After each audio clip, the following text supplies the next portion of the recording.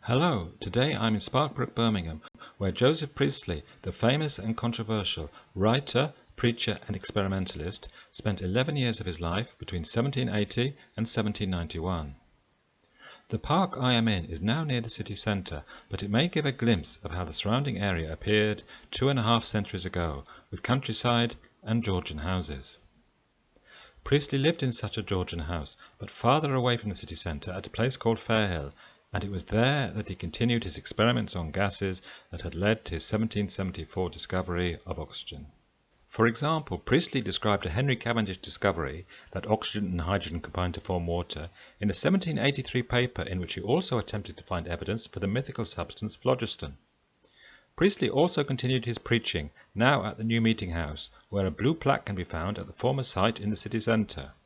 But perhaps the principal reason Priestley was happy at Birmingham was because he could meet up with like-minded friends, such as physician-scientists William Withering and Erasmus Darwin, the engineer James Watt, and manufacturers including chemicals and soap manufacturer James Keir, steam engine manufacturer Matthew Boulton, and the potter Josiah Wedgwood, all of whom he would meet up with at the monthly meetings of the Birmingham Lunar Society.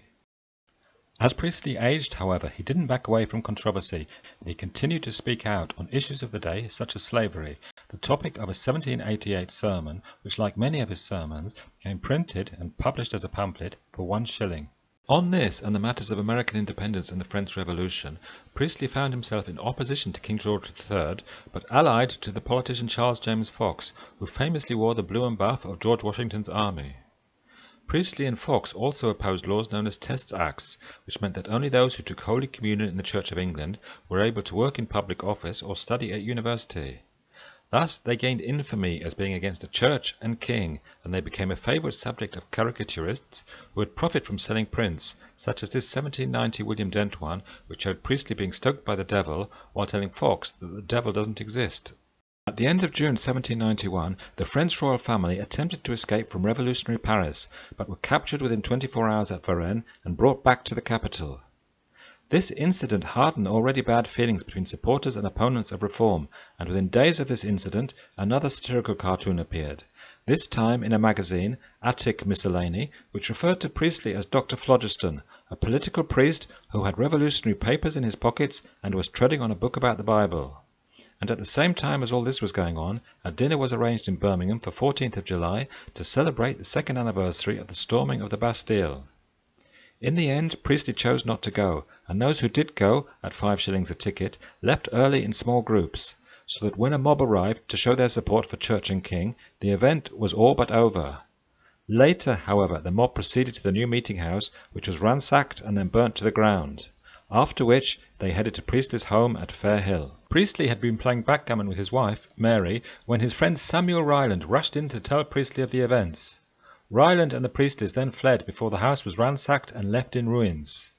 They first went to the nearby house of William Russell, a merchant and supporter of Priestley, but they left there a short time later as Russell's house was also in danger. In fact, the riots continued for 3 days, during which time many buildings were destroyed, including the houses of Ryland, Withering and Russell.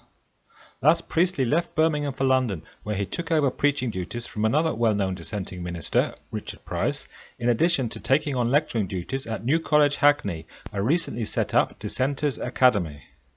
Although Priestley stayed for 3 years in London, he missed his friends in the Birmingham Lunar Society, and he found it difficult to find employment for his sons.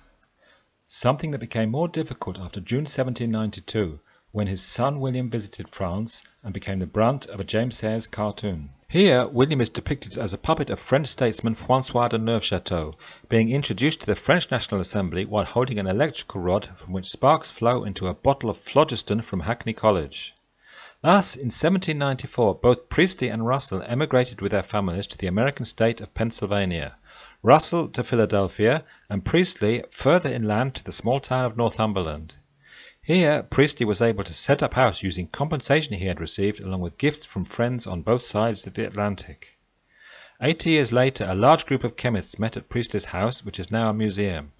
This meeting inspired the formation of the American Chemical Society, which since 1944 has been annually awarding the Priestley Medal to individuals who have served chemistry with a lifetime of distinction. Thank you so much for listening to the very end, and I hope to see you again sometime soon.